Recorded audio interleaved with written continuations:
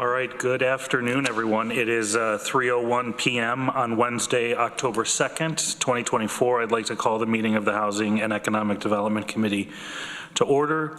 I'm joined here in chambers by legislator Mike Sigler and Koreman Veronica Pillar, and we're joined remotely by legislator Travis Brooks. We have a relatively crisp agenda today, so hopefully we can find some time back in our schedules, but want to see if there's any public comment today. All right, no public comment. Any changes by my colleagues to the agenda? All right, I do have one. There was a resolution number ID 12786, which was not on the agenda, but it was on your desks, and this is the creation of positions, Department of Social Services, Shelter Operations Oversight, Temporary Assistance Division. I'd like to add that to the agenda under County Administrator's report and discussion as item number 6B. If there's no objection to that, we'll add that to the agenda. Sounds good. Okay, seeing no objection, we'll tackle that resolution when we get to that. We have the August 7th, 2024 minutes for approval. If I could have a motion to accept those, moved by Veronica, seconded by Annie. Because we do have one member remote, we do have to take a roll call vote. So we'll go ahead and start with Travis Brooks. Yes. Mike Sigler. Yes. Veronica Pillar. Yes. Ann Koreman. Yes. And I'm a yes. Those minutes have passed. I do not have a full chair's report. So I will follow up with next month with a more in-depth report. We do have Bridget here from County Administration. So Bridget, I'll turn it over to you. We have a report and discussion, and I know we're joined by our Director of DSS, Kit, on Zoom. And so just hoping to get a Code Blue update as we, start to come into October here, and then we'll go ahead and take your resolution as well. Great, thank you, Greg. Yes, so I just have a few high-level updates for you. Work on Code Blue sheltering has been moving very quickly, progressing daily. We in County Administration have established a weekly internal meeting with all the involved departments to include DSS, facilities, ITS, as well as our safety and security staff members to share updates and move the work along. The New York State Office of Temporary and Disability Assistance visited the site last week and met with Commissioner Kephart, offered their input, and DSS is now working to incorporate that input accordingly.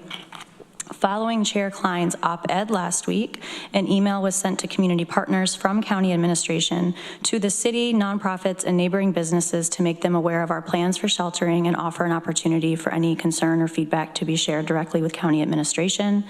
Facilities is working with contractors to install a fire alarm system, remove the teller stations in the former bank building, cover the glass walls for privacy protection, and enclose the entrance, which will lead to the outside bathroom facilities. Facilities staff is also checking and activating lighting around the building and installing additional security cameras. DSS is also simultaneously working with Human Resources on actively recruiting for the shelter positions, the shelter worker positions, and has begun interviewing candidates for shelter manager, as well as those worker positions. We are asking for all partners to share those vacancy postings widely, as we are in need of those staff really quickly. Those are the updates that we have right now. Again, pretty high level.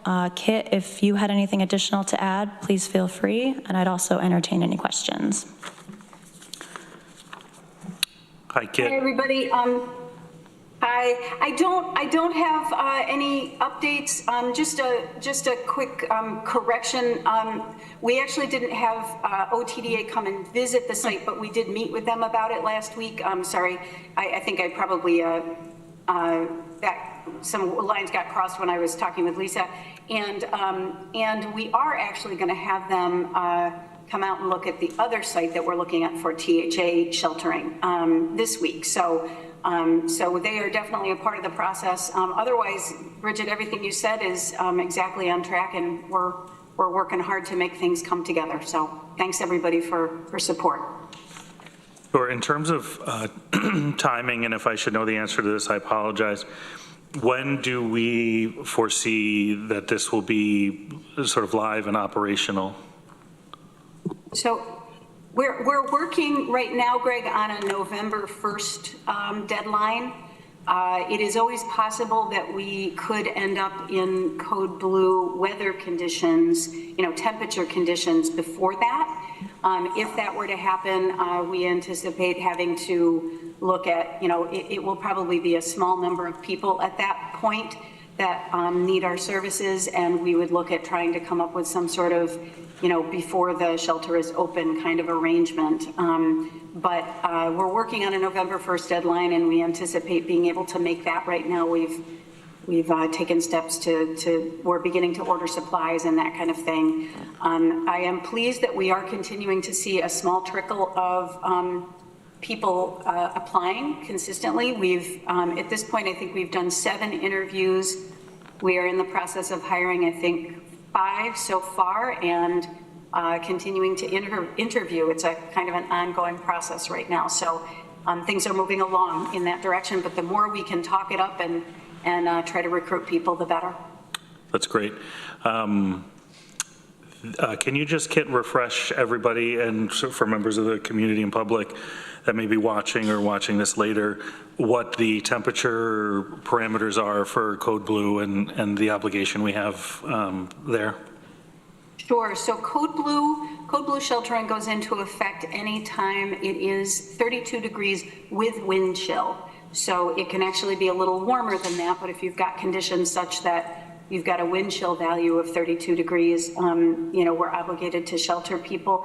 We're also obligated, when it's those conditions, to also provide a warming area, which we're also looking at, we're planning around right now, if it's during the day, for example. So the shelter will only be open from 7 p.m. to 7 a.m., but we will be offering people opportunities to go to other places like the Friendship Center, and we're in the works of trying to kind of come up with other sites that people can be at if those conditions are such that it's not during the shelter operation hours.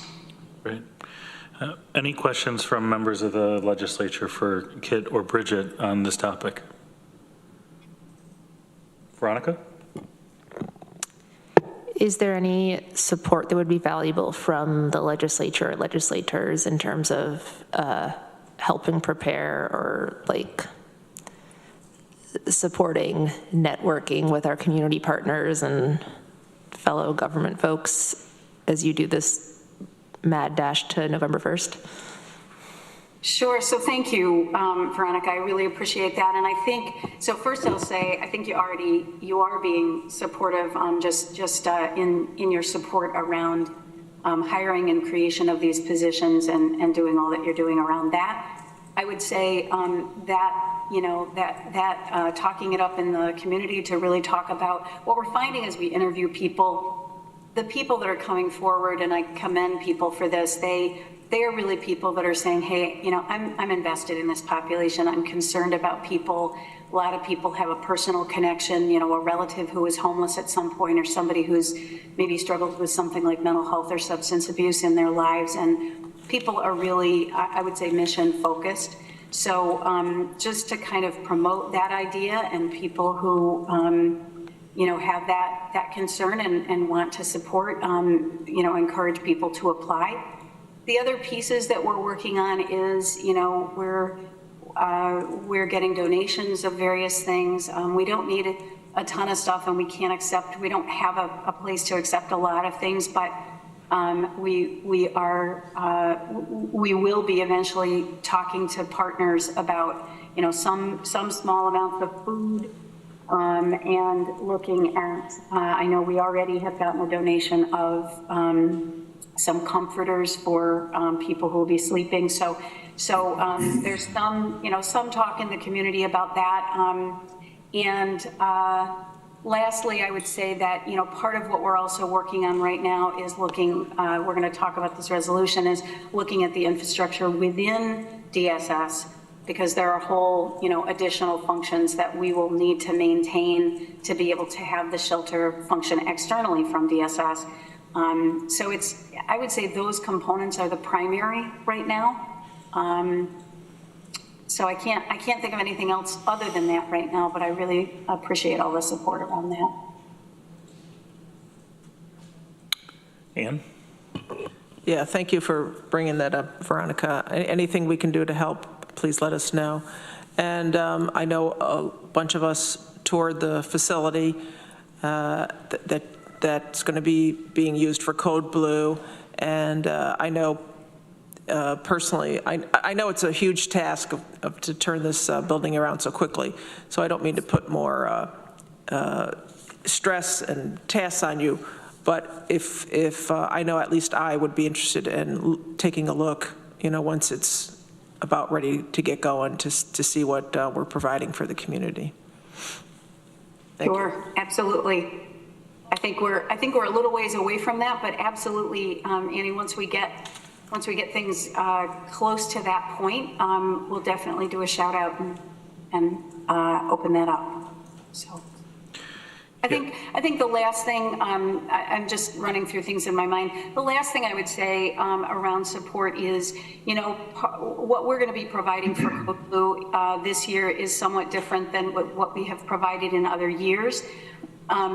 We are hoping to provide a quality program, and our goal is always quality.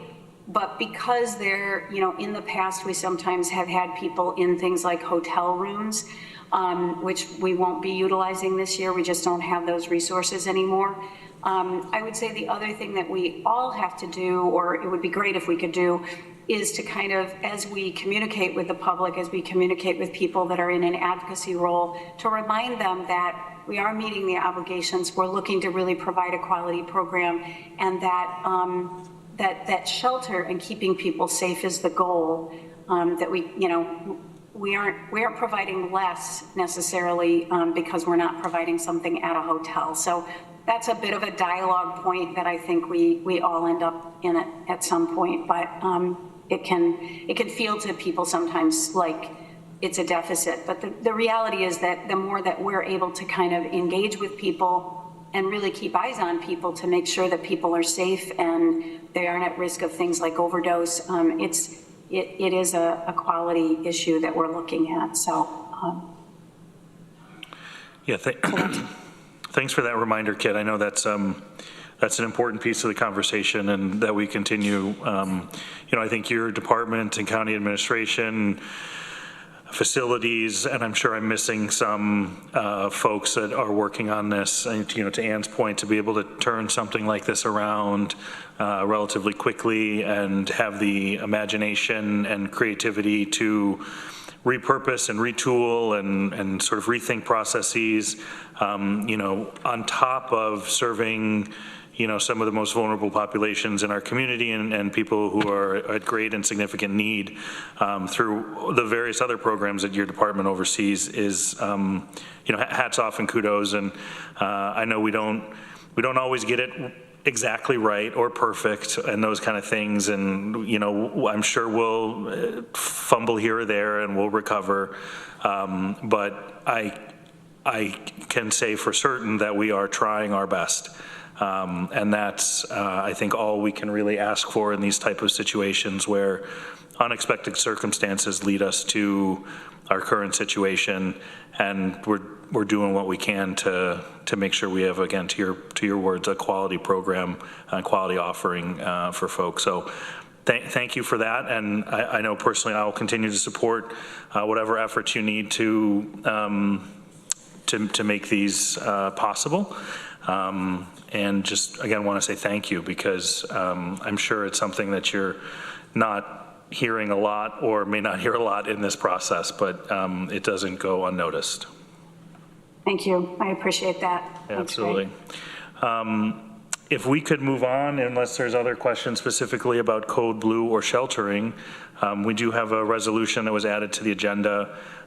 If I could ask for a mover for Resolution number ID 12786, creation of positions, Department of Social Services, Shelter Operations and Oversight, Temporary Assistance Division. I see Ann moves that. Veronica seconds. I'm going to turn it over, Kit, to you because you can do this more justice than any of us. So just let us know how we got here, what the current year implications are, both operationally and financially, and then what this means for the beyond. And this also is a resolution that if it does pass out of this committee, will need to go to Budget, Capital, and Personnel, I believe, next week. Yes. Yes. So really, this is about supporting two primary things. One is the shelter function overall. So that principal position that we have in there, what we're really finding is that both with the development of the Code Blue shelter as well as increased support for our THA shelter and THA shelter provider, we really need somebody who can act as a coordinator with shelter. What has been happening for a while, and obviously what's going on with Code Blue, is there are 3 or 4 of us at DSS that are really doing the primary job right now of everything from purchasing supplies to, communicating with all the various people from the state all the way to community partners to kind of get this Code Blue shelter set up and to support our THA shelter. We really, in years past, because of the way that things were structured and we had external providers for both of these programs, we really haven't had to internally spend nearly the amount of time doing all of this. But we really need that principal position to be able to contribute to that work in an ongoing way, obviously to manage the Code Blue piece, but really to manage it year round. With the THA provider or the THA support as well. And then the other positions, the senior and the social welfare examiner, they are both positions that we need as we look at providing really a different, with the Code Blue shelter set up the way it will be this year, we anticipate that we are going to see increased numbers of people applying for THA. We also are seeing that population of people that need shelter in general just rise. And I'm talking to colleagues across a number of counties, and people are seeing that same thing. So again, both of these positions will support the work that principal is doing, coordinating, but they will also increase working with people that might have otherwise engaged in Code Blue sheltering, but with our new structure will probably also be much more applying for THA. So we're going to see increased caseloads, we anticipate, and we're going to have a need to do screening, intakes, and management of those cases. So that's what's involved in all 3 of those additional positions. Okay. Questions? I just want to point out too, this is something, these positions currently, there's capacity within your 2024 budget to absorb the expenses associated with these 3? Yes, so a couple different things. One is that it's going to take us a little bit of time, a couple of weeks at least to a month to hire and to get people into these positions. We have a very short amount of time left, obviously, in the year, and we do have allocation from other positions, unfortunately, that we haven't been able to fill. So, so we do have allocation for this year to bring people on. Primarily what we'll need then is that 2025 approval, and there is, I think it's in this resolution, I have it in front of me, yes, about 38% reimbursement. It may be slightly more than that, but that's when we figure these things out in general. It depends ultimately on case processing, how much reimbursement we get, and that's, that's what we're looking at as an average, so. Okay. And just so other members know that Shauna and I have submitted a budget amendment to cover these expenses in the 2025 budget. I was just going to ask that. Yeah. So, Ann? So do we need any numbers with this? Any costs, even though it's, can be covered in the DSS budget? I was just wondering for the OTR, do we need salaries with these? So this is for 2024, Annie. Oh, right, Yes. but Yep. still. We don't need it because it's already in their personnel line. We were not doing an adjustment. Okay, so these are positions that are already there. They're new positions, but the funding is already in their budget to be able to cover them. Okay, so we don't need to put the funding in it just for the OTR for 2025? Yes. Okay, thank you. Sure. And the OTR does have a breakout of. It does. Of all of that. That has been submitted. The OTR at one time? The OTR is not a one-time, it's a target OTR. Why would that be? Because we likely foresee that these positions will be ongoing and will continue because of the direction which, and Kit, correct me if I'm wrong, the direction in which our sheltering and the county's direct involvement with sheltering and supporting as a service provider, at least for the next few years, or till something else changes, that we're going to need these positions. And because of also the increase in the population in which we're serving and has need for access to these services.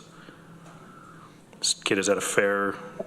Yes, that's absolutely correct. I mean, I think, like I said, what we're really seeing is, obviously with us being directly involved with Code Blue, as you said, Greg, that's exactly correct.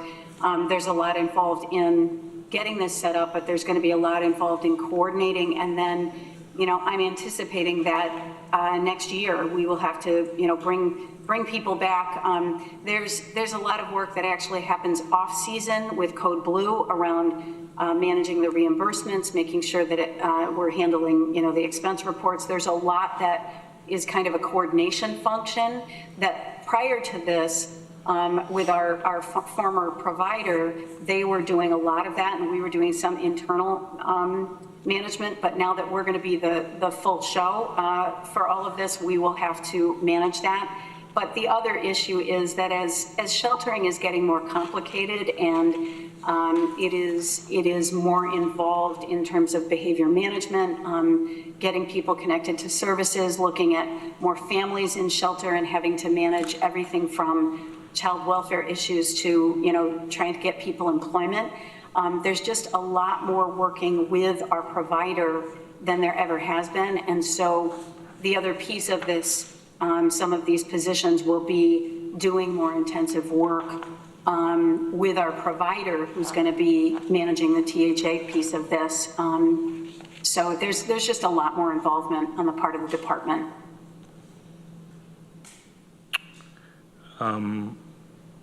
It doesn't relate to this, so I will ask you before we move on from the topic, but if there's no further discussion on this resolution, I'd like to go ahead and call for the vote.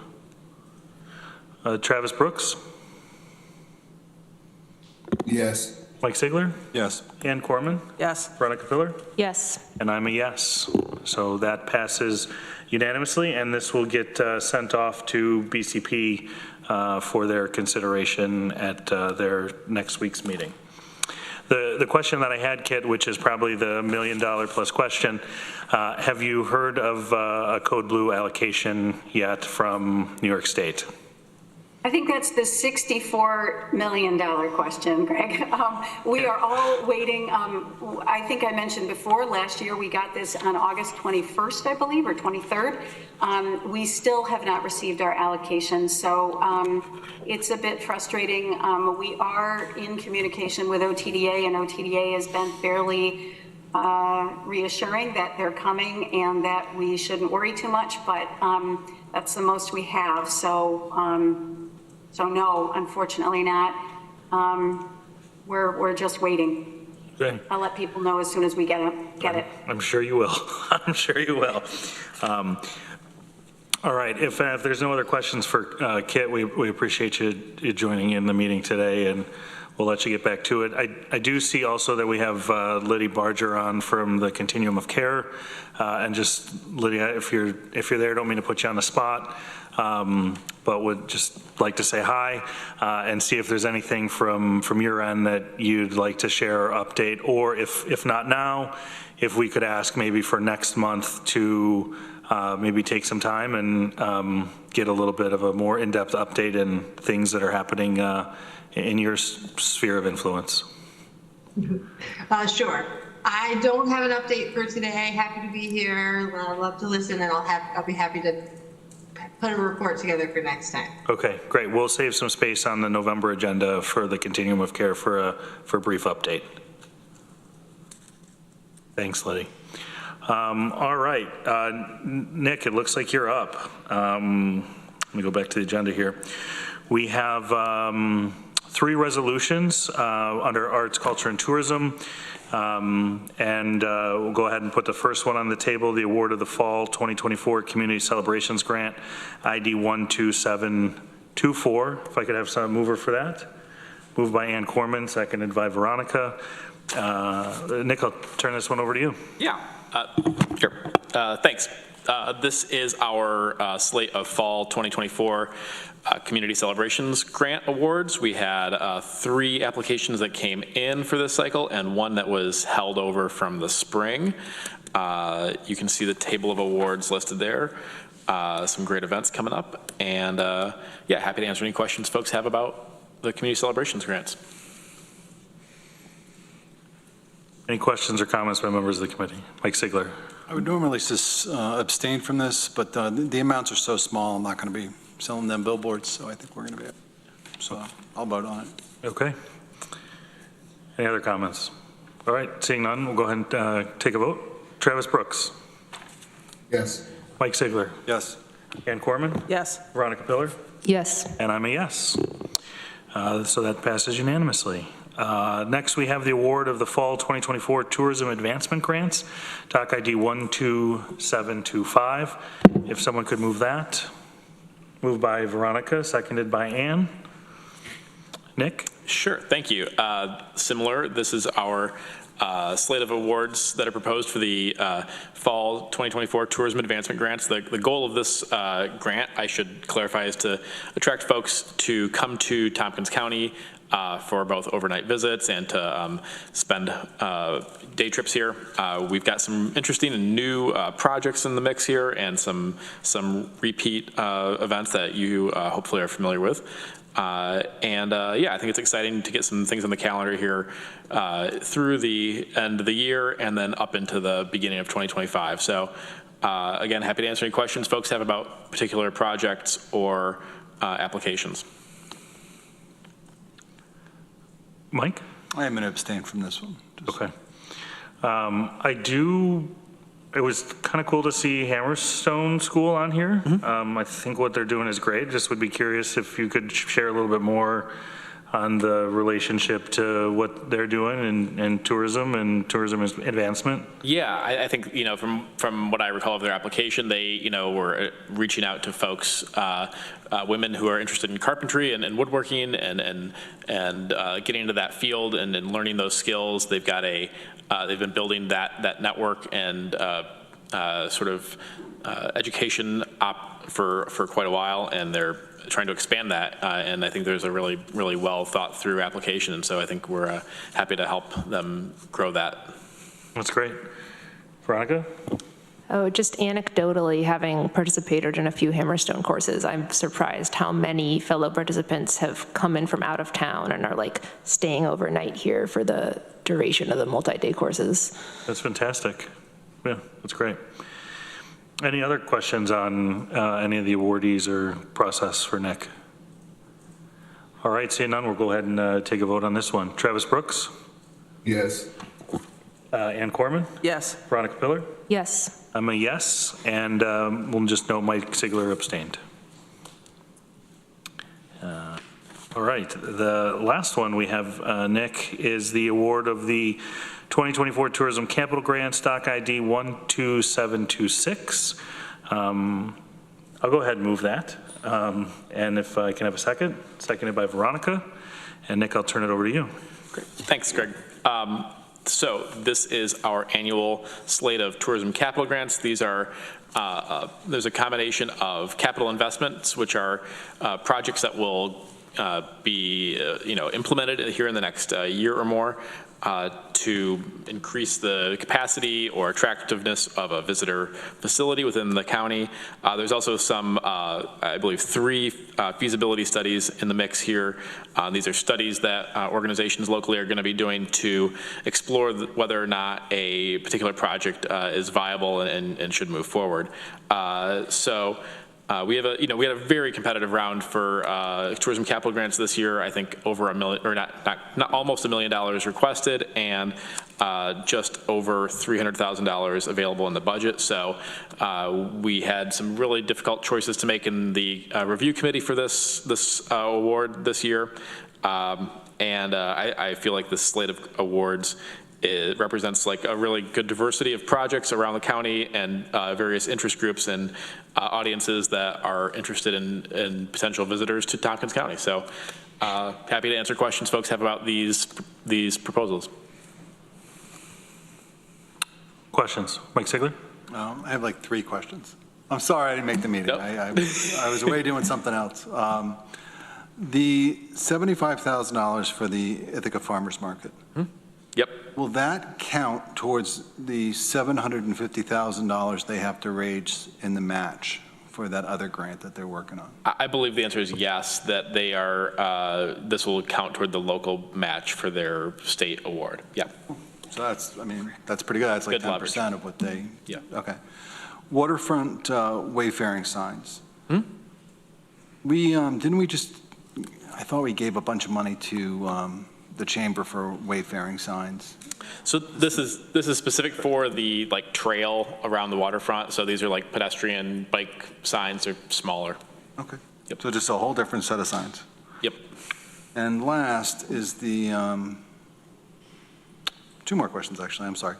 Tompkins County Chamber of Commerce, the Tegonic Falls Visitor Center. So we run that. Do we own that? I mean, does the chamber own that? The chamber has a lease for that property. They don't own the premises. So who do we lease it from? It's leased from state parks. So why wouldn't state parks be paying for this? That's a great question. That's something that I raised with the chamber. I think we have some folks from the chamber here who can speak to that more directly. Yeah, the general, they're also, I should say the chamber is applying to the state through a different agency for this. So this would also be match on a state grant. Okay. Okay, we can get, I mean, Yeah. if you want other people to talk on it, we can do that. But my last question, I'm sorry, is the AME Zion proposal. It was for the Underground Railroad. Yeah. I mean, did that come close? Is there something they need to do to change that a little bit? Yeah, I think it did come close. I think there was a compelling narrative about the story and that they're trying to tell with that facility, where I believe the issues were with that application relating really to the clarity of where the investments were going to go in the building and how it was going to be spent. I see Kurt Anderson from IAED also logged in. He may have some other notes in front of him that he could speak to on that. Yeah, hey, thank you, Nick. Thanks, Mike. And thanks to the committee. Yeah, that one, I'm looking at the notes that we, the review committee, took, and I won't be specific here other than to say the scope was very unclear, and actually part or a large part of the request was for kitchen operations, and it wasn't clear to us how that actually assisted in the display, which was referenced as being in kind of a hallway. None of us have seen the site. We were not contacted by the applicant, so had to go on what was in the application, and again, it was very muddled. And once this all passes through and the legislature votes on this, we will submit our entire list of reviewers' comments to all the applicants, both successful and not, this year. And then the next opportunity to apply for this money comes? We do this once a year, so this will open up back in, I think, August or... Nick, just to clarify, the proposed amount for the 2025 budget for tourism capital, similar amount, a little bit less? Similar, I believe. I don't have the budget number in front of me, but approximately $300,000. And did we have rollover or anything from prior year in this? No, this is all fresh. This is all 2024 money. Got it, Yep. okay. And just to point out, and Kurt, thanks for being here, IAED organizes and oversees the application process on the review committee and puts the recommendations together, validates the information for this program. So that's IAED's involvement in this, just to clarify, if I said that correctly, Kurt. You did, but I'm going to take the opportunity to highlight the fact that Nick does a lot of work with me in that capacity as well. Nick's been a great partner, and this is really easy to manage because of him. We are all well aware of the good work that Nick does and continues to do, but we appreciate hearing that as well. Mike, do you want to dig in a little bit to the Tompkins Chamber, the climate resilient capital upgrades, the visitor center, while we have Peggy here as well? If we can, I mean, Okay. And your specific question would be? My specific question would be, why wouldn't the state pay for this? Why are we paying for it? Great. Peggy, come on up. If you don't mind. Yes, so this is the eternal question that we have gotten from the county, that we have gotten from ESD. Basically, New York State Parks has a whole list of priority projects that they already have in the pipeline. We can't wait for all of those to be completed. Our staff are the ones who are serving the visitors there. We have had to close more this year than ever, and climate change, I think, as we've just witnessed with Hurricane Helene, is not going to be getting better. And so to be able to fulfill our obligations to the county to serve visitors, we need to have it a safe environment for our team as well as for the visitors to be there. And so that is why we are applying, because otherwise, even with this project right now, if all of the grants that we apply for come through, the work won't actually be completed until May of 2027. So we are already delayed at least 2 years by us applying for all of these funds to do this. Why is it delayed so long? Because the state grants, the ESD grants through the consolidated funding applications, they will not announce those winners, best case scenario November, but usually December. The GDA agreements usually come out the first quarter of the following year. We can't have construction going on while we're in season, so we'd have to wait through the end of October of 2025, and then that's when some of the beginning work could happen, but we then would have to get through another season to be able to do the deep construction. So that's why, unfortunately, it's just the timing for us to fulfill our obligations to the county for visitor experience and the timing of the grant cycles. You said we were doing this in part to make for a safe environment for our workers. I guess I don't understand that part either. The heat? Are we saying that it's I can explain that. I go up to, if I could interject, that's in an area close to where I live, and I go to that visitor center and bring guests and family there all the time.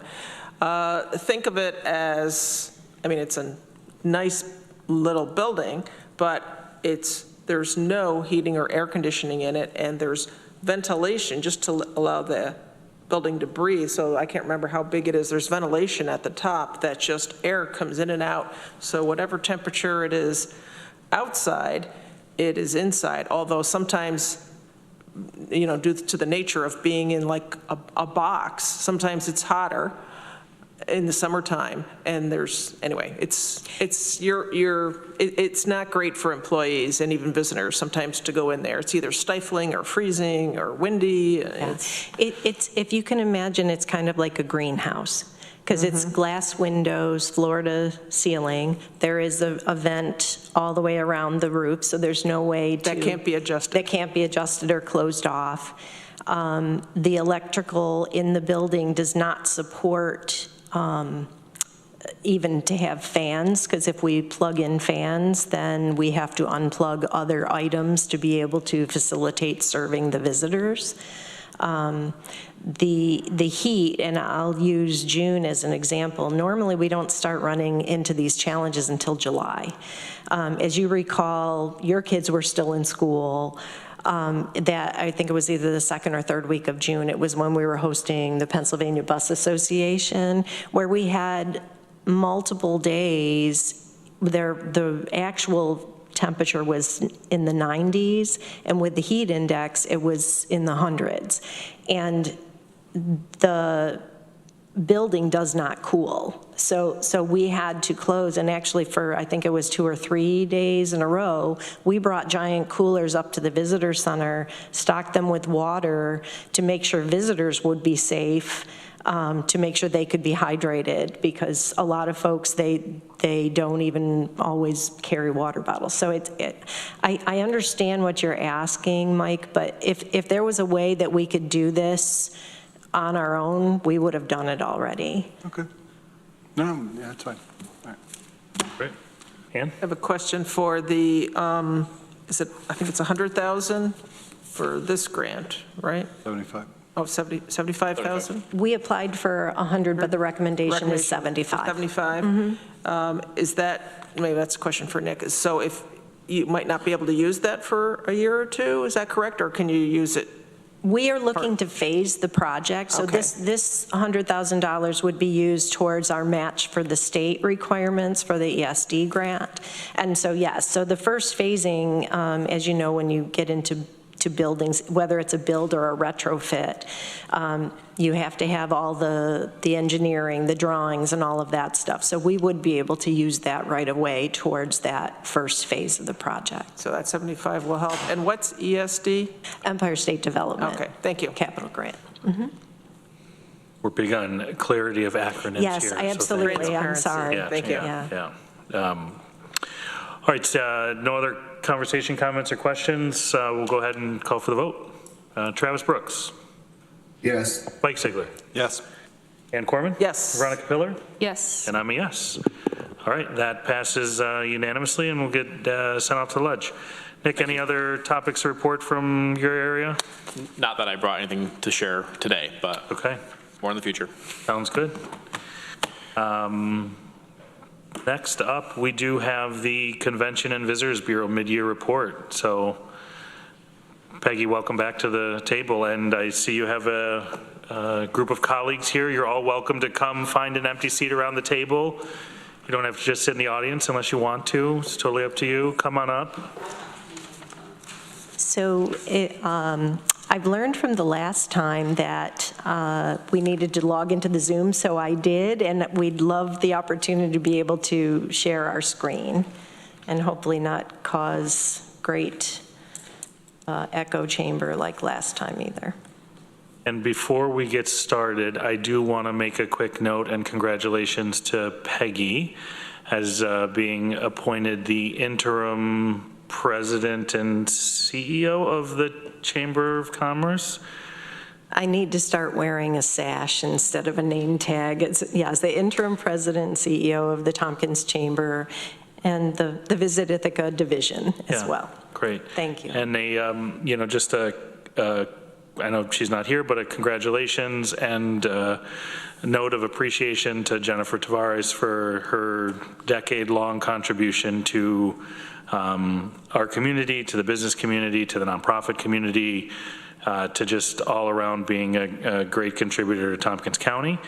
And we look forward to actively engaging her in her new role as community relations at Cornell University. So she's not far up the hill and will be hopefully a good friend to the community. I'm sure she will continue to be, and we are truly grateful for all of the work that Jennifer has done for our community and for all of us as individuals. So I am going to attempt the great sharing adventure. So let's see.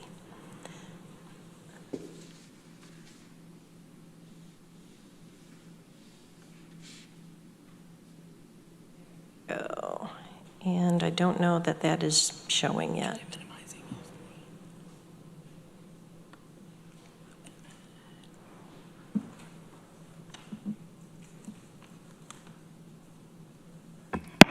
Peggy, you have to turn off the video. Okay, thank you.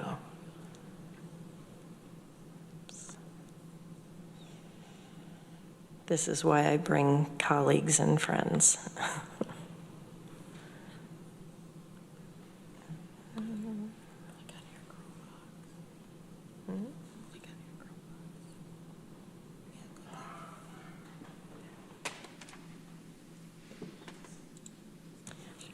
Go ahead and drive, Jody. So, this is always why I bring people who are younger than me and have better technical skills than me. So for those of you who have the packet, our report begins on page 26 while we're working out our technology fund. So while here we are, October 2nd already, we're here to actually do a half-year review. Okay, Jody, we've got it. Thank you. Lower left, Jody, lower left.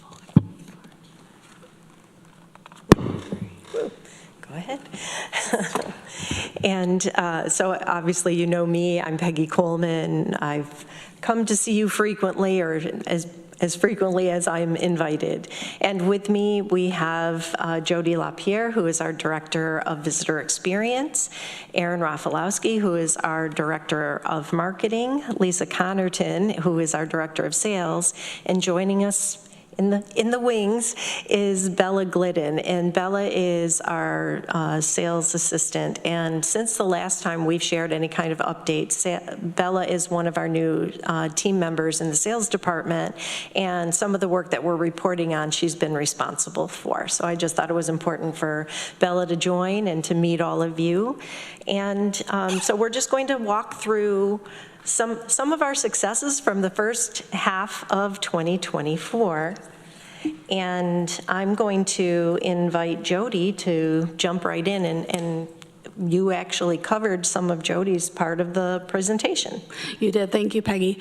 So one of the things that we wanted to talk about was the overlook at Teganic and the climate change impacts on that. One of the things that we've experienced in July of this summer is a 30% decrease in walk-in traffic there due to our closures. When the temperature reaches 85 and above with high humidity, or 50 degrees and below, we either delay opening or close for that day in order to keep our team members safe. So as a little example of history, in 2021 we had 17 of those incidents. 2022 we had 18. Last year we had 21, and this year we've already had 23, and I fully expect that to increase before we get through the end of October, unless we have a very warm October like we did in September. One of the feasibility study covered the viability of this becoming a four-season visitor center. When this building was initially built, it wasn't intended to be a visitor center, and I think that's important to share. It was originally going to be a three-season pavilion, three-season shelter for people at the Overlook to be able to escape rain or storms should it happen. And it was after the fact that we were invited to have a visitor center in this location. So it's part of the reason that it was built in the capacity that it was. The feasibility study did prove that it's possible to renovate, as we talked about a little bit earlier. So I'm going to leave Teganic at that and move on to tourism training.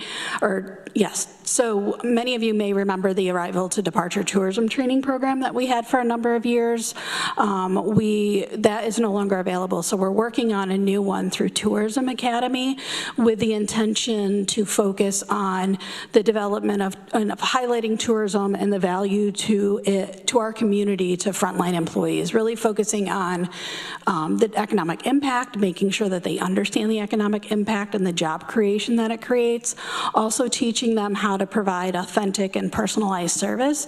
So it would include customer service training and ambassadorship training, and then also connecting them with the resources that are available to help answer those visitor-related questions. We oftentimes, the frontline staff, are not out and about in the community and experiencing so many of our attractions. So a component of this will help guide that with the front-end employees so that they can interact with visitors on a deeper level. Offsite activations, we saw a big increase this year, particularly from participating with the Pennsylvania Bus Association's annual conference that was held at Hotel Ithaca. As you can see in the picture, we had a concierge booth there during most of that conference. We were also invited to participate in REI's grand opening. They invited several community partners to that, where we were able to showcase our waterfall challenge. And this is in addition to all of the events that we do on both college campuses for prospective and new students and their family members. And we talked about a little bit about this earlier. So wayfinding. I have been on the wayfinding committee since 2013. So it's been a long time talking about this, which I'm sure many of you are well aware. Over the last year and a half, there's been a committee that's been working on wayfinding in more earnest. Some of those members are from the county planning department, the city planning department. We've invited local hotel representatives to be on there and others that are familiar with the wayfinding needs in the community. There's been a deep review of inventory. The wayfinding program focuses on both vehicular and pedestrian wayfinding. The images that you see on the screen here is just a sampling of what the design looks like. Don't trust those colors. They look very different on screen than they really do in person. But we are in the final stages of wrapping up what those signs will look like. We're close to having all of the funding that we need to put this into fruition with the goal of being able to install them in 2025. I'm going to pass it over to Erin for marketing. Thank you. So we market to Tompkins County visitors by messaging across all stages of travel planning, from inspiration to planning, booking, and sharing. And then we create programs that allow us to kind of measure conversions and engagement. So one example is the ArtSeek Pass. This is a new gamified mobile pass that is on the same platform as the Ithaca Loves Teachers and Waterfalls Challenge, which I know a few of you are familiar with. And by gamified, I mean that it's adding elements of game playing to incentivize participation. So for this particular pass, we have highlighted outdoor murals and outdoor sculpture across Tompkins County. It's a work in progress. We'll continue to add some more assets, and we plan to be live at least through the spring to early summer of 2025. We were really proud to collaborate with Ithaca Murals and Community Arts Partnership for input on the initial locations that we launched with, and Ithaca Murals has also provided some of the prizes. So for example, an Ithaca Murals coloring book is one of the prizes. We also have a Visit Ithaca travel sketchbook. And so far we've been really excited to basically add to what we consider year-round outdoor rec programming in a way. It's something people can do throughout the year to engage outside, and not weather dependent for the most part. All right, and now. Can I ask a question? Oh, sure. Sorry, real quick. I don't mean to interrupt, but if I could. Did you have a chance to add, or I don't know if they're on there, but the Frances Perkins and Lucy Brown statues as part of that ArtSeek? Yes, thank you. We were able to connect with them. I can tell you they're in draft mode right now. There were just some platform updates that were made, but those, if they're not live by the end of this week, they'll be live by early next week. Perfect. Great. Yeah, I think those are really a neat part of our community. Yeah, those were such great assets, like such wonderful additions. Mm-hmm. Thank you. All right, media. So public relations and media relations is really a long game, and this is also where we can leverage our relationships both regionally with the Finger Lakes Regional Tourism Council, as well as at the state level with I Love New York. This is not a picture taken in Tompkins County. This is actually the Central Park Boathouse. My colleague, Rob Montana, our communications manager, was there in June, and he was participating in an I Love New York summer media night where he met with over 60 top-tier media, and he was able to directly pitch Tompkins County face-to-face. He will also be returning to New York. He'll be in Brooklyn next week, working with the Finger Lakes Regional Tourism Council, and they have a new agency of record where we will be focusing on highlighting the sustainability stories of the Finger Lakes region. And And Rob is one of just I believe there's only 3 or 4 people from the region that are actually attending in person. And we are also proud to be bringing some Tompkins County products to showcase at that media night. That's smaller, it's about 30, but as you can imagine, 30 people at Rooftop Reds in Brooklyn makes for some pretty comfortable relationship building. And we also are continuing to leverage the New York State matching funds that are available. And I believe this is, we're now a few years into collaborating with both Seneca and Cayuga counties to promote the Cayuga Lake Scenic Byway and Blueway. So one of the elements of our program this year is actually working with Heritage Radio Network, which is a nonprofit podcasting network. They're based in Brooklyn. They have an international audience, and they have been around for, I think, well over 10 years. And they were in market last week recording a podcast. They also will be producing some digital content for us to share on social media and across their channels. We had a really great time, and that's where I said it's a long game and it's relationship building. They made the hosts, we had 2 different hosts here, we made some wonderful connections, and they're already excited to return to Tompkins County and Cayuga Lake. So this is a fun project that we really anticipate will continue to see some results from. The episode should be live next week, so we'll also share that once that's live.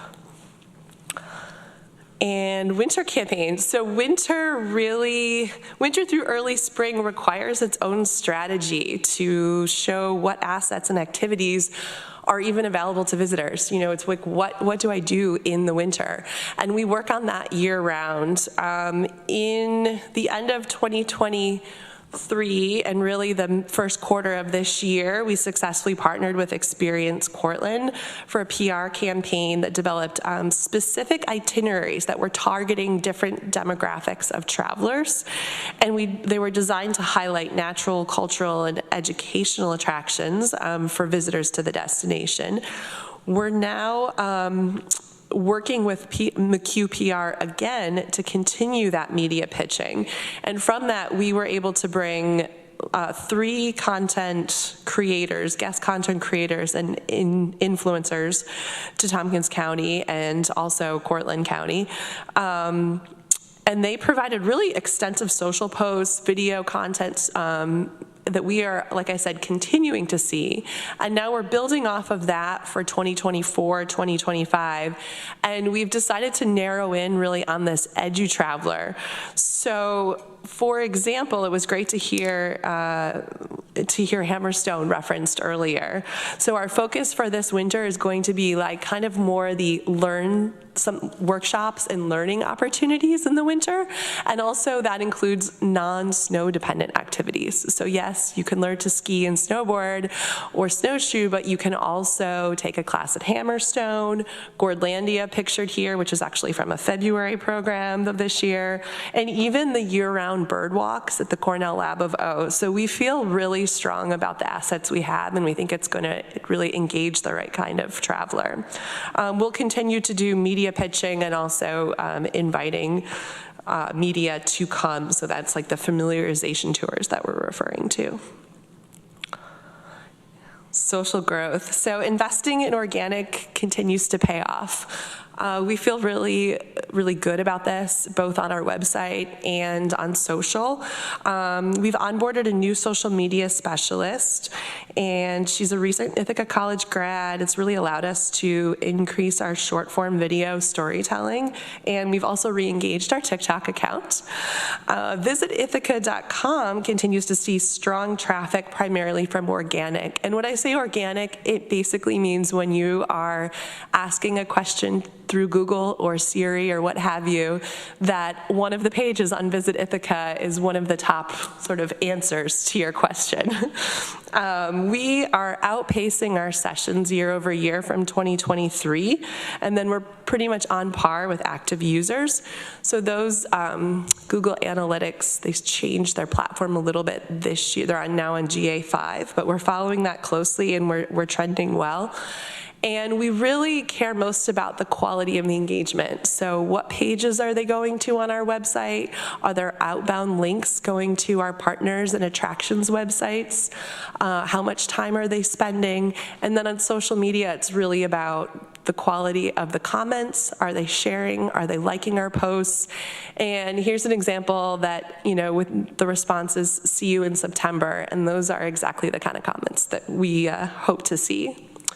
So now I'm going to pass it on to Lisa Connerton. Thank you, Erin. So I'm really excited to be able to talk about our brand new Ithaca Downtown Conference Center. As you can see in the photo, this was from August, from our official ribbon cutting. So the building is officially open and operating, hosting events. We were very fortunate to have Lieutenant Governor Delgado, our state representatives, county legislators, and our local officials join us. But we also are very grateful that this project is a very collaborative effort, and we are thankful that we're working well together with all of our partners in Tompkins County and our lodging partners in particular to help support this. Our collaboration in Tompkins County definitely doesn't go unnoticed on the regional level. We do it very well, a lot better than others, I'm proud to say, and that is part of what makes us stand apart from our competition. Already from the opening in July 2024 through May of next year, we have 11 definite conferences booked. That is the equivalent of 2,500 attendees, which is an estimated additional $950,000 in economic impact. So again, this is just, we're just opening and we're already seeing these numbers.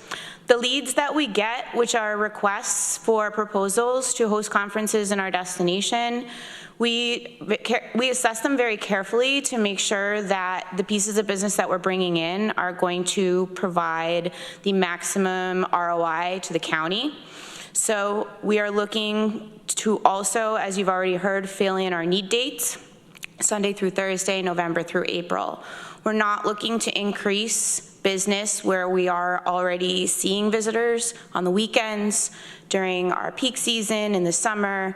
We're looking to fill those need times. So in the first 6 months of this year, we've received 25 additional leads over 2023, and that is adding more than double additional room nights, with an additional $3 million additional estimated economic impact. Now, if you're looking at those numbers, you may say that's great, but why do we have so much lost business? And the answer is actually, it's encouraging, and there's a few reasons. Number one, I just said, we're qualifying the leads that come in. We have the shiny new venue, everyone wants to come here, but when do they want to come? Now, because the leaves are beautiful. Summer, because you can be on the lake, but that's not when we're interested. So we're declining that business. So while that number may look scary, it's encouraging because there's more to come that is a good fit for us. Additionally, a lot of groups are rate sensitive. We do have some higher rates here in Ithaca, so we need to be careful that we're going after the groups that can pay what we're charging. And finally, some of the leads that we bid on are multi-year agreements. So we're bidding on not just 1 year, but we're losing, if we lose the lead, we lose it for 3 years. So it's essentially losing 3 pieces of business. But again, we're finding those pieces of business to bid on that if we win, we're winning 3 years worth of business. The other thing that I just want to point out is that my team, it's like a game of baseball. We go out, we catch leads, and we throw them out to the partners. The partners then have to take them and run with them. They give us the information back. We pitch that to the client, but unfortunately, we don't really have any control whether or not we're going to land that business. And so we do everything that we can, of course, but at the end of the day, all we can do is try. So. Quick question. Sure. If I may. And if others, if you don't mind, I just don't want to lose the sections where the questions may fit. You're fine. The 11 booked conference leads, Yes. those are leads that come through this CVB? Yes. there are other leads and other conferences that may go direct to the conference center? Yes, that's correct. Okay. I just want people to understand that there's not only 11 booked conferences. Yes, thank you. Thank you. That's a great point to make. Yeah, we definitely have more than 11 events on the book. Yes. Those 11 events are specifically conferences that come with overnight rooms of a substantial amount. The only thing that we ever report on is the work that our team does. Yes, of course. So there's plenty of other business that's going into the conference center. This is just what the CVB is responsible for. Where the leads originate Yes. and follow up and are tracked. Okay. Yes. I just want to make sure that's out there because that's a Yes. key differentiator. Ann? Yeah, thank you. I had a question regarding this part here. So you said declining conferences that might be scheduled in the summer and fall? Yes, because you think about when our destination is the most saturated with visitors, and it's that May through October timeframe. So we're not really looking to bring people in when we have homecoming, Apple Harvest Fest, trustee council, you know, all of these other things that go on in September and October. Now, do I consider November to be fall? No, anything after Veterans Day is really kind of where we're focusing. Is that the conference, so the conference center itself, or just what you're targeted at? I'm just wondering, is the conference center not going to book? No, so basically, let me explain it in a different way. The way that I look at our role is that we lay a base of conference business that promotes an economic impact, the best economic impact possible for the county.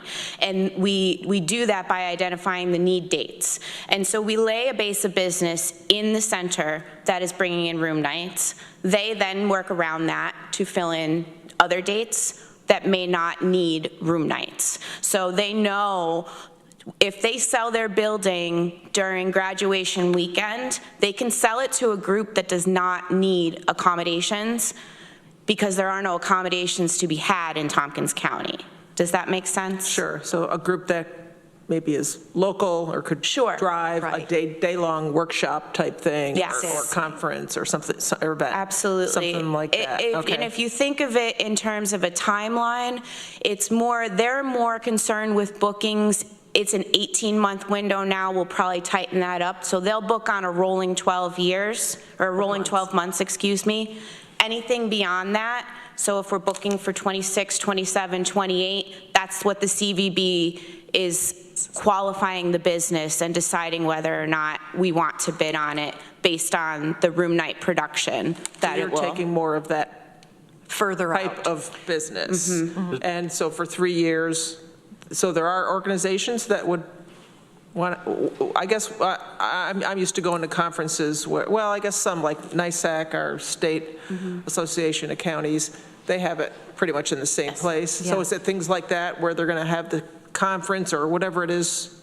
Places could have it and they'll book 3 years out.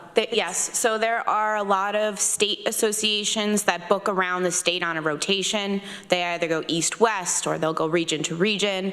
And so they know where they're going already for 25, 26, 27. They're now looking at 28, 29, and dare I say 2030. But I think, Annie, the piece that you were asking about are the clients who book the same location for multiple years in a row. That impacts us more in the sports market. So when we bid, and Bella handles that market. So when we're bidding on a swimming competition, those tend to be 3-year bids at a time. So we try to make sure we can find the right window that will work for all 3 of those years. And sometimes it will work that we can handle 2 of the 3, but the organizer wants all 3 at a time. So that's where that impacts us more. I didn't even think about a swimming competition. We should have pushed to have a pool put in there. But the next conference center. We have a beautiful pool at Ithaca College. Yes, we do. It's the best in the East Coast, actually. I've got Mike Sigler in just a second, but I think it's important to kind of put it in. The CVB is sort of managing the master community long-range planning of room nights and when pieces of business fit and make the most sense for the community. where an individual operator, right, a hotel or, venue is trying to look at what their needs are. We have great partners in our community that work cooperatively and understand the big picture, but at the end of the day, they have their needs to meet.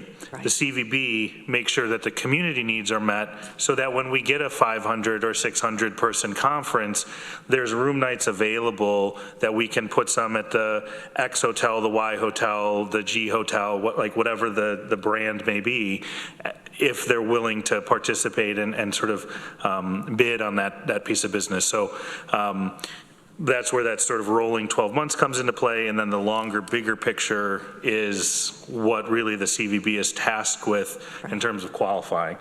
So they're sort of the gatekeepers to the future for larger pieces of business. That makes me sound really important. Mike Sigler. No, I was just going to say the numbers actually I think are pretty impressive. I mean, it looks like you have like a 22% close rate on your leads from definite to total. I mean, that's less than for 2023, but that's to be expected because you're pitching more people. So I think that's tremendous. I mean, 9,000 rooms is exactly what we were kind of looking for. I mean, that kind of growth too is what we were looking for out of the convention center. I would think of a different word than lost, because you didn't really lose it. I mean, you know what I'm saying? It's not indicative of what happened. I mean, if we chose not to do something, we didn't lose it. And plus, you didn't lose it like it didn't happen. It may happen next year. It'd be one thing if somebody booked with us for 10 years and they said, no, we're going to go a different direction. Then I guess you could consider that. But I just don't know if that's the right word for it. And I appreciate that, Mike, because it is industry jargon, so we all know and our tourism partners know, but when we're talking to folks who are not in the industry, vocabulary matters, so thank you. No, some of it's turned down, but some of it is we lose the bid. Correct. Right? And so there is sort of half and half in there, or some combination. Yeah. And I just wanted to say I went to the Cuga Medical Gala there, and granted that did not result in a lot of room nights, but it was impressive. I mean, the people of the community went, and there were, I think, 500 people there. Yes. And I don't think anybody walked away from that with a bad experience. Might have to do some work on the parking garage, but the experience within the venue itself was tremendous. I mean, the food was great, the service. For being the first really large event, the service was, I thought, pretty good, and and the DJ was great. So no, the whole thing was it was a good experience, and I think people walked out of there thinking, yes, this is something we can tell our friends about. And I hear you have a police conference coming up, so that's exciting too. We do. That's a great statewide event to get, actually. So, all right, so yes. Thank you. Thank you. Two more questions. I don't know how quick or long. Oh, I didn't promise quick, but it probably will be. And promise quick. I've got one unknown and one quick. Okay, yeah. Just first about the lost terminology, maybe for presenting to lay people, declined would work. I don't know. And then it doesn't specify who declined who.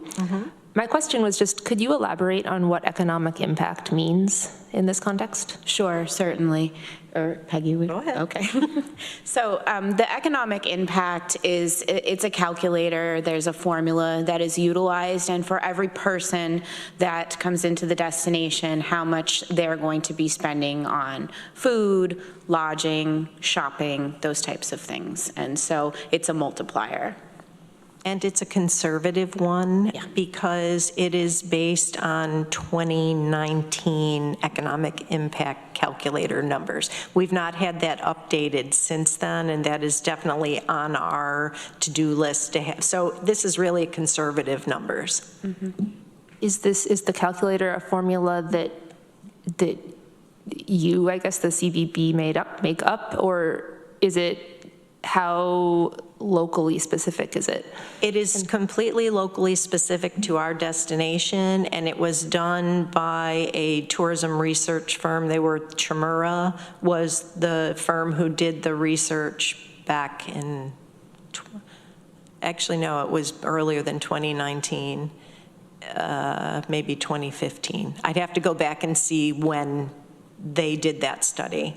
But it was two visitor profile studies ago, and we have not updated that since then. Okay, thank you. Ann? So quickly, is there a way that you get compensated? I don't need to hear all the details, but there must be some way if you book something through the conference center, so you must have some fee that comes back to you so you can help No. pay your staff? No? You don't get The way anything? that, so when we have all those room tax conversations, and everybody loves those, that is how we are funded. The county invests the room tax into the works of the CVB team. We do not receive any kind of commission from any of the bookings. We do this because it's our job and we love this destination, and the more people who we book, the more sales tax and room tax comes back. So okay. we support ourselves long-term by doing this work. Okay. And just as a reminder, last year we signed into a 5-year agreement for the chamber and specifically to CVB and Visit Ithaca to be our destination marketing organization. Yes. DMO. Yes. Disk machine operator in another Yes, life exactly. of mine. And so that contracted amount is defined in that 5-year agreement for each year of the agreement, what amount of room tax will go to this CVB for their operation. I just thought maybe you'd also get a fee. I know a lot of organizations get fees from different things, and I would be okay with that. I mean, so Leslie, I just want to say quickly that I know for several years we had a couple of county committees combined, and sometimes we didn't have time to listen and to really sit down with the CVB. So I'm glad that we have this opportunity to do it. We are too. Thank you. We'll unhijack your presentation and turn it back to you guys. Okay. Thank you. Shall I go to the next? Yes, screen? next slide, please. So the other thing that I really wanted to talk about is how we are working to engage all of Tompkins County. The conference center was really the catalyst for our new Show Your Badge program. I'm very excited to share that this is a countywide program. It encourages business owners to make offers, deals, incentives, anything to get attendees to visit their places of business. The great part about it is that the attendees love this. I meant to bring a little badge, but if you've ever gone to a conference, you wear your badge, you show your badge. So the merchants are going to see that, and they're going to know they're getting their ROI from the conference center, and the attendees are feeling like we're doing something special to welcome them. We're going out of our way to offer something for them. The great thing about it is that we can also track this visitor spending throughout the county, and the link to the Show Your Badge landing page is on our Visit Ithaca website. So each conference that comes in, we give them a list, a curated list of restaurants that are open and available while they are here. So if they're here on a Wednesday, we're not gonna, or Monday, we're not gonna tell them to go to places that are closed. But also on there, we include a QR code, and that links right to our website, and it is live. All of the deals, offers are listed on there. Partners can customize, put whatever limitations they want to put on there, and so it's really win-win for everyone. We piloted the program as when you heard the Pennsylvania Bus Association was here earlier this year. So that was kind of our kickoff event where we promoted this program, and it was very well received. And people were able to experience our whole county. In addition to that, when that group was in, we did countywide fam trips. And so there were 150 participants. They would split up into different groups, and we took them all over the county. So that was really great. In this domestic motor coach market in particular, we are moving to more of a relationship maintenance and servicing strategy, but we are starting to put some more resources into our sports market. We have great sports facilities and assets countywide that we are exploring. We are auditing and making an inventory. We can't sell until we know what it is that we have. But again, just making an effort to showcase the whole county County because we have so many wonderful facilities. Also in the sports market, to loop back to the conference center, we are looking for niche sports and indoor sports that can be placed in the conference center. So think of things like table tennis, esports, cheerleading, fencing, cornhole. If you can play it in your rec room, you can play it in the conference center. So we're very fortunate that we have great regional and state partnerships with the other DMOs, as well as I Love New York. There's been some great opportunities to leverage those partnerships to find new pieces of business in the sports market. And we're also working closely with I Love New York in the international scene, as well as a program called Wine, Waters, and Wonders across New York State. So we work with those partners to attract visitors to our state from particularly United Kingdom, Germany, and Canada. We do not have the resources or the means to do this on our own, so we're really fortunate to be able to partner with them to bring these groups to Tompkins County, and again, doing the fam trips through the whole county. The photo that you see, this group was from Switzerland. We were at South Hill Cider a few weeks before. I had a group from New Zealand. We were all over, and they really just love it. Our destination is very similar to theirs, and I think it's a great fit. So, can you clarify FAM? Oh, yes, excuse me. It's a familiarization tour. So that is where we take the group of people on a planned itinerary to different partners to have them do different experiences, whether it's a tasting or a hike or some other type of activity or attraction. And they're activities that so the folks who are in the photo, they work for travel agencies and tour companies in country. So anything that we showcase to them is something that they can then go back and sell to their individual leisure clients. Thank you. And then we'll see a picture of you guys in New Zealand, right, later? That's the hope. Okay. We have pictures of me in Germany, but nobody needs to see that there. So I'm just delightful. First of all, I know you see me frequently, but it's wonderful to have part of the team, the leadership team here, to just remind you that there are a lot of folks who are working on your behalf and that tourism is economic development. And so we just want to close with the numbers. This is based on 2023 visitor spending. We won't get the 2024 numbers until, October or September of 2025. But 2023 figures, visitors brought in $301 million in spending in Tompkins County alone, and that generated $35 million in state and local taxes and supported over 3,000 full-time jobs in Tompkins County. And so if all of that visitor spending was to go away, and we don't ever want to go through that again, but every single household in Tompkins County would pay another $814 in property taxes to receive the same services that they are receiving now, thanks to the spending of our visitors. So with that, I will ask if you have any questions on anything we've shared with you, anything that was in the written reports. Any questions for the CVB team? Visit Ithaca. It's just a quick comment. I know some people around the county asked me about investment in the visitor center up at Gigantic Park, and the numbers are so through the roof of the visitors up to that park, up to the visitor center, up to the trails there.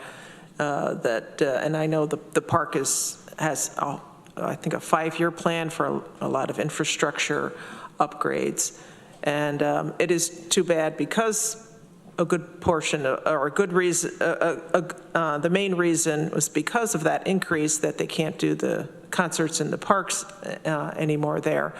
But they've actually had to close the park several times a year. I can't remember how many, if it's 10, 20, or something like that, because they've the overcapacity. So they need to do the upgrades, but it's one of those things where it's, especially because of social media, everybody wants to get their picture taken there at the park, at the falls. So thank you for your investment in that park, which is And a lot of times, the things people want to see when they're here. So thank you. It is absolutely their shining star when they're looking at other development in, I guess I just shut off my camera, at other parks, or they're looking to update anything. They look at Teganic, they look at the visual beauty of it, they look at the way that we operate, the collaboration that's in place, and the same thing is happening with the conference center now also. We had folks from Office of General Services who operates the conference center in Albany. They are well overdue with making some upgrades to those facilities. And after Lieutenant Governor Delgado was here, they went back and was like, you need to see what's going on in Ithaca and Tompkins County. They've got it together, so. Personally, I just want to say thank you for all the work that you do on behalf of the county and our tourism partners. I've said this before and I'll continue to say it again. Someone who spent most of my professional career in this industry, we often take for granted the work that the CVB does if we're not a part of the sales team for an organization. It's not till I took a step outside of the industry and got into this type of work where I really began to appreciate the role and the work that the CVB does and marketing. And you don't think when you live here and you drive by Falls every day, or you go to that restaurant, you know, a couple times a month or whatever the case may be, how special it actually is. And it's all of you that are carrying the good work and the messaging for the incredible cultural, educational, and natural assets that we have within our community. So thank you for that, because tourism does hold up our economy. You know, it's, I said it last night at our meeting, it's education, healthcare, tourism, you know, and that's a big driver of our economic engine. So thank you for that, and appreciate the continued good work that you all do on behalf of the community. So thank you. Thank you, and I'm going to possibly scoop ourselves since Travis is here. The Chamber's annual celebration, awards ceremony and meeting is going to be on October 24th, and I'm thrilled to announce that GX HETP program has been selected as the recipient of the Howard Kogan Tourism Award. So excellent. Mark that on your calendars, and thank you, Travis, for the great work that Lonnie and everyone does for that program. Thank you, thank you, thank you. That is awesome. We're really excited over here. Thank you. That's fantastic. And just another thing, that was they were grant recipients this past year for the tourism, one of the tourism grant applications. And they are also now a line item in the 2025 tourism budget, which is funded through the room tax dollars for that program. So they're to be commended for sure.